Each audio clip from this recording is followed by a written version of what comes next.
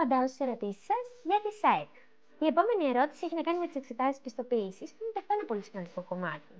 Τι είναι οι εξετάσεις πιστοποίησης στην ώρα του ΣΑΕΚ? Μετά την ολοκλήρωση της φοιτησής σας στην ΣΑΕΚ, οι απόφοιτοι έχουν τη δυνατότητα να συμμετέχουν στις εξετάσεις πιστοποίησης που διοργανώνει ο Εθνικός Οργανισμός Πιστοποίησης Προσόντων και Επαγγελματικού Προσανατολισμού, αλλιώς ΕΟΠΕΠ. Οι εξετάσεις αυτές αποσκοπούν την αξιολόγηση και την επιβεβαίωση ουσιαστικά των γνώσεων και των δεξιοτήτων που έχουν πάρει οι υποψήφοι από τη ΣΑΕΚ. Η διαδικασία των εξετάσεων είναι απλή. Αρχικά έχουμε το θεωρητικό μέρος, όπου αξιολογούνται οι θεωρητικές γνώσεις των υποψηφίων μέσω γραπτών διαδικασιών, και έπειτα έχουμε συνήθως ένα πρακτικό μέρος, εξετάζει την ικανότητα εφαρμογή γνώσεων σε πραγματικές ή προσομοιωμένες.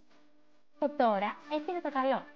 Οι επιτυχώντες εξετάσεις αποκτούν δίπλωμα επίπεδου 5 του Εθνικού Πλαισίου Προσόντων, το οποίο αναγνωρίζεται στην αγορά εργασίας και μπορεί να ενισχύσει τις επαγγελματικές τους προοπτικές.